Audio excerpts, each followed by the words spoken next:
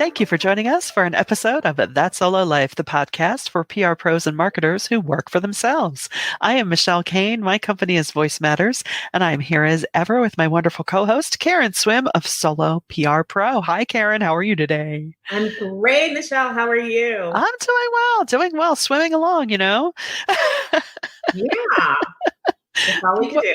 That's right. That's all we can do. Well, I'm really excited about our topic today because it is juicy. It's important. So it is about mis, mal, and disinformation, which has been on our radar, hopefully has been on. Yeah. And, as we're recording this, it is still Ethics Month. PRSA Ethics Month.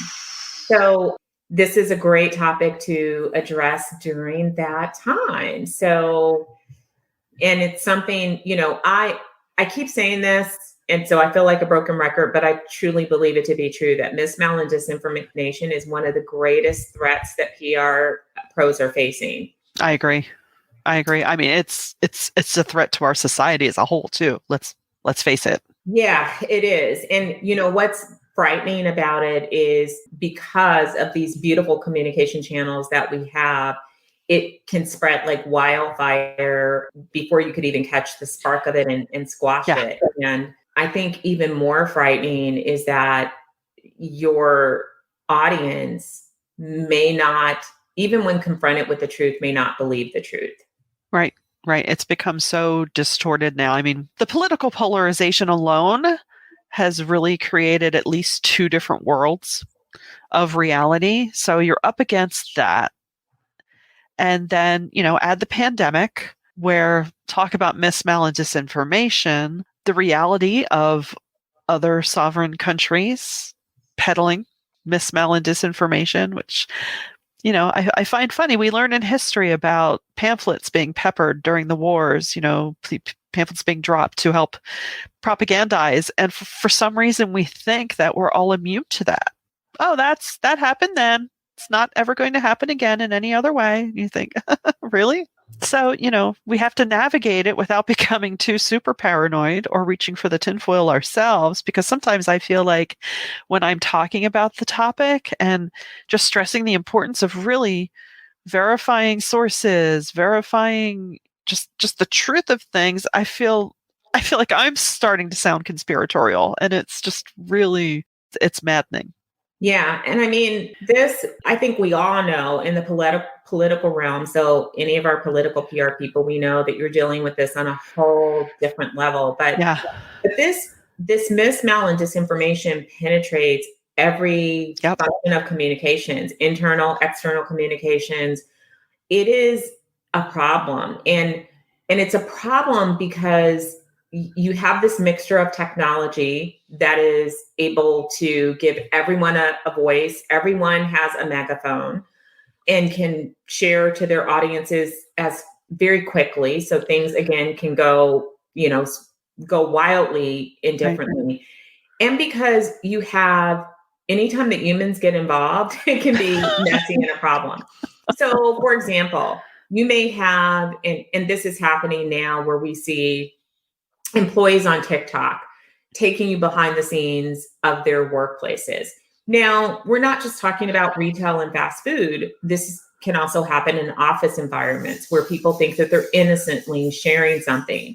Those observations are their lived experiences and their perceptions, which may not, in full context, be the whole truth. Right. It may not have the full picture. So if a snippet of information that may be true for that person or true from what they've been able to observe and for what they know gets out into the public, it can lead to misperceptions or misinformation about the brand as a whole. Right. One recent example is some of the larger organizations are talking about return to work policies. From the employee perspective, they get, this mass email about how next year there's going to be a return to work, 3 days per week. So it's going to remain hybrid, and you have to come back to work. After the company had previously said that was not going to happen. So from an employee's perspective, all they have is this information that's in their channels at work, their communication channels, That's all that they have to go in is what's being told to them. Right. If they share that publicly or go out on TikTok and share the company email, which by the way is unethical, Yeah. you shouldn't do that.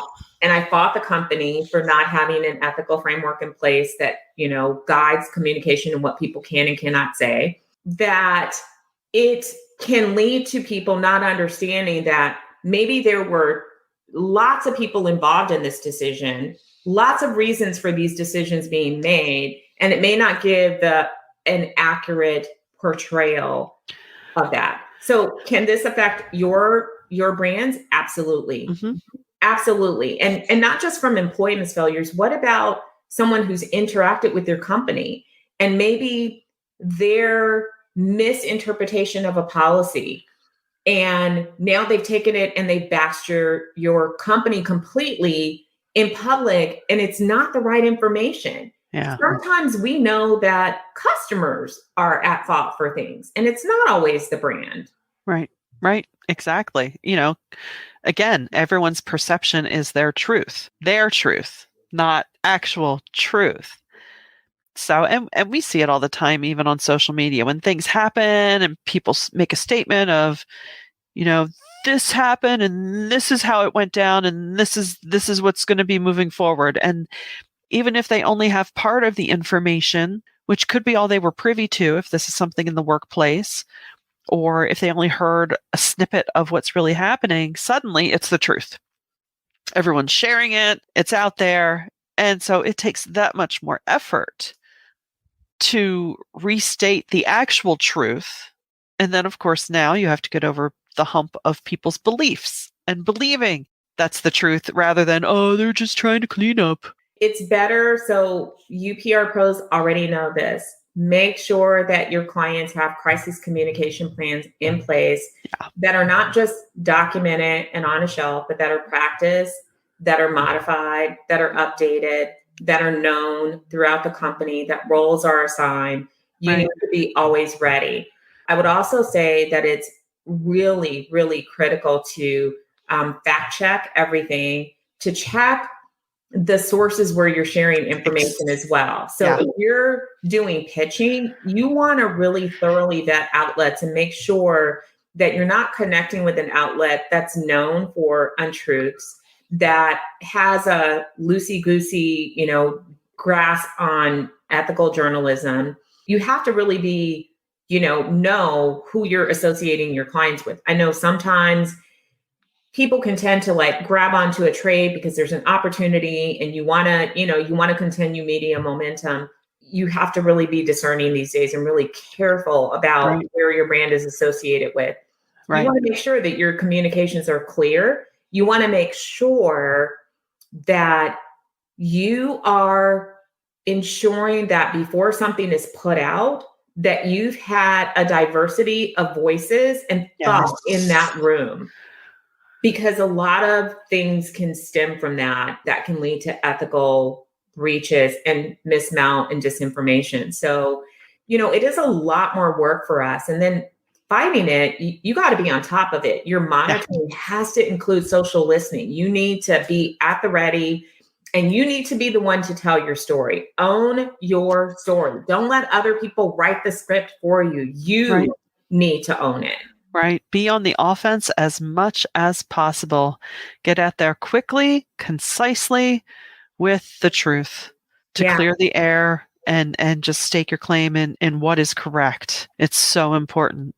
And, and I've even seen, people that I know myself, people that are seasoned, if you see something and you share it and you believe it's true, and then you find out, oh my gosh, I was wrong, do the mea culpa, or, just triple check. Don't quite share in the heat of the moment, because, we don't want to add to that fire. We do not. There are things I've learned to just not weigh in on everything, even if it's a hot topic, even though a lot of times I want to, because I want to read and I want to wait to make sure that it's true. Yeah. Particularly when someone is being accused of wrongdoing. Oh, goodness, yes. The person that jumps into that fire and says, wow, I want to just wait and I want to just sit back and see, okay, is this true? Because I think, honestly, we have to remember, if we truly value and this applies to people, in the United States and in, countries that have democracies in place. If you believe in democracy, fairness, and justice, then people really should be not immediately assumed to be guilty without proof. You want to allow for things to come to light to verify that. And I will say that it's tough because sometimes we have videos that show people doing horrific things and there's this rush, but you have to question even the videos, as we heard from an expert on our show recently. You have to question that. Is that the whole clip? Has that clip been manipulated? We can't trust these things anymore. And I don't know about other PR pros, but I sometimes have leaders that like being, commenting on current events. They're comfortable in that space. And so they want to go out on LinkedIn and they want to say stuff about the war in Ukraine because they care about these things. They care about the world at large. So I think it is critical to train our clients on taking a beat before they comment on things and at least passing it because you're the strategic counselor and you can provide some guidance on things that they should weigh in on, when they should remain silent, when they should speak up, when they're speaking on behalf of themselves. And even if it's on behalf of themselves, they're the CEO of a company, they're, or an executive or affiliated with a company. So it's going to still be a representation of the brand. I think it's important to have those conversations and have, again, documented policies around these things. Right. You have to evaluate, is it worth it? Is it worth it to weigh in, versus if you are in the thick of it and it's more of that you're beholden to weigh in. Yeah. You really need to consider all of those angles. And speaking of angles, this doesn't mean that, look, sometimes we are our job is to persuade or to outright sell. That's not to say, that we don't continue to do that, but always do it from a basis of truth, because it will come back on you if there is an untruth in there somewhere. Yeah, I agree. I mean, I can think of, for example, taking study data out of context and using it to create your own narrative. Oh, yeah. That is misinformation. It really is. Don't do that. You have to be truthful. And if that particular statistic is not supporting the narrative that you're trying to tell, don't use it. Don't use that data in that way. And so we have to be responsible communicators too, and not allow our wild creativity to override our ethics. If you want to do that, write a screenplay. There you go. There you go. No, I just think it's so important. And I think, I don't know, critical thinking is such an important skill. I don't know. Is it a skill? Is it something that's learned? I really value that. Way back in junior high, we had a whole series of coursework on it. And at the time you thought, all right, whatever. But now that I'm older, I realize, it's not a given. Okay. But it's so important. Again, not that you take it to the extreme of questioning everything. They're all out to get us. Right. Not in a conspiratorial, everyone's our enemy, I'm going to hide in a bunker mentality. But you know what? You said something, and one day we may have to address this because it's its own topic. The critical thinking is something that I personally have noticed is missing from the public narrative. Yes. I don't see, and I don't want to be demeaning to any single generation, but it's a skill that I have found to be missing when we have been trying to make hires. People don't think. And I am not sure if that's a sign of the times, that coming through the past couple of years of trauma, because this has been a really traumatic time in our history. I mean, everything. There's just been nothing but upheaval and loss. And every day we're bombarded with more and more, it seems like, negative information. Right. So I'm not sure if it's just a sign of the times that people are just feel like they're treading water, just trying to keep their head above the water and not drown. And so critical thinking has gone out of the window. So it may be part of the sign of the times. It may be part what's happened in our political arena that's really taken over our whole lives, but critical thinking is essential. And I know that as PR professionals, we hold on to that, but it's definitely missing. People are not doing the deeper dive. They're not, turning over the rock. Perfect example, I've seen this a lot where people say, if you don't believe me, you can just go watch his videos on YouTube. Do your research. Yes. As people who are on YouTube, I would say, I love that you listen to us. We want you to hit that subscribe button and keep up with us. But this is not a proof point. You can dig deeper. A lot of times most of the time, if we're talking about something, we try to provide resources so that you can read it for yourself, so that you can fact check it for yourself. And if we say something wrong, let us know, because we make mistakes. And if it's an opinion, we'll tell you it's an opinion. But, just because somebody has a YouTube channel doesn't mean that they can override a study that's been done. Studies are another area ripe for misinformation, because you have to dig a little bit deeper. Who's behind the study? Right. Is it an entity that benefits from the study? So is that study aligned with other research methodologies that make it not biased? Is it factual? Do your homework. I mean, you can't just cite things and look at a person and go, well, they said it, so it's got to be true. Yeah, and I think it comes from decades of we came from this point of, trusting what we see on TV as far as hard news. Yeah. We trust that. And I remember thinking to myself in the late 80s, early 90s, when I was interning in television and hard copy came out, and I thought, I don't like this. Like, this is not good. Now news is becoming more infotainment, and there are parts of that are fine. Look, I love when our Disney-owned stations go to the new park or whatever. That's fine. I believe you. I believe you're there.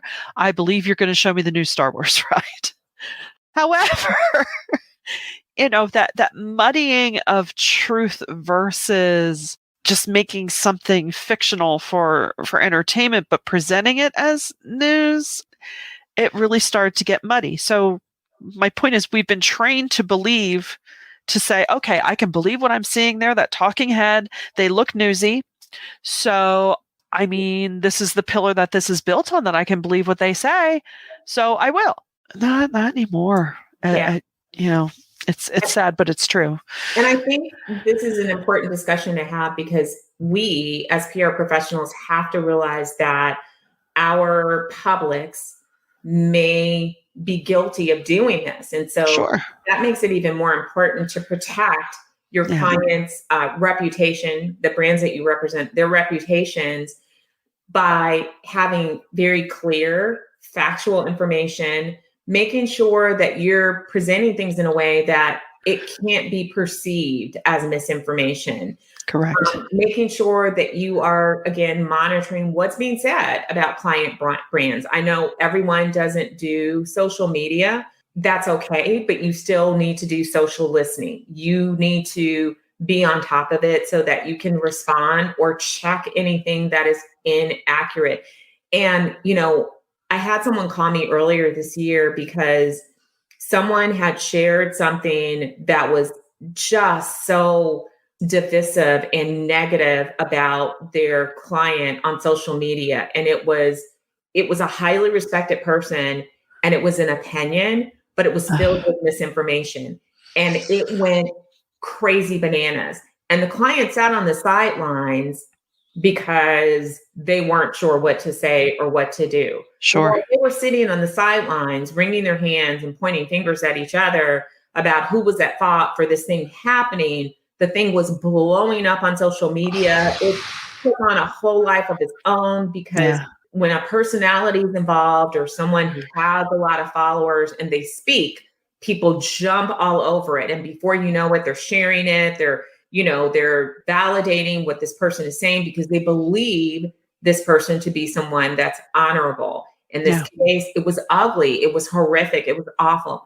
And so not only do we have to be on top of the information, but I think in advance, proactively, we also have to talk to clients So this is, still around crisis planning, but it's not just having the plan. It's really talking to clients and helping them to understand, if X happens, this is what we would need you to do. Yeah. What is the fastest path? We need to have a process in place where we can quickly formulate a response and address it before it goes viral. Right. How fast can we throw up a landing page on the website? A viral newsroom stating facts with links and videos to anything you can to combat the disinformation. Yeah.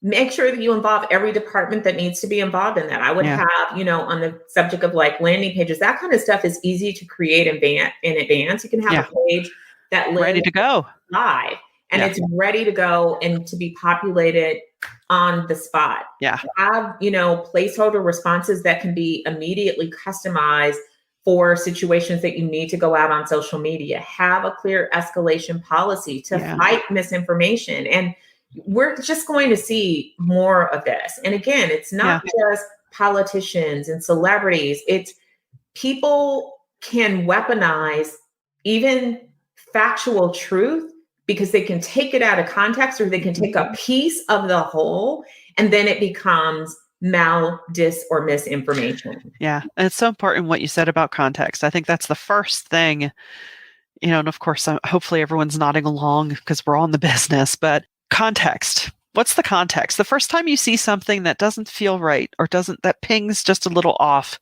check the context, because that will probably provide the more complete answer or the more complete scenario and lead you on the road to actual truth. Absolutely. I love that. That's a great note for us to sail off into, goodbye to our wonderful audience for the day. To the rest of our day. Well, we thank you for spending part of your day with us. We really appreciate it. If you get any value from this at all, we would so love you to share it around on your social. It's all truth. No disinformation here. And until next time, thanks for joining us on That Solo Life.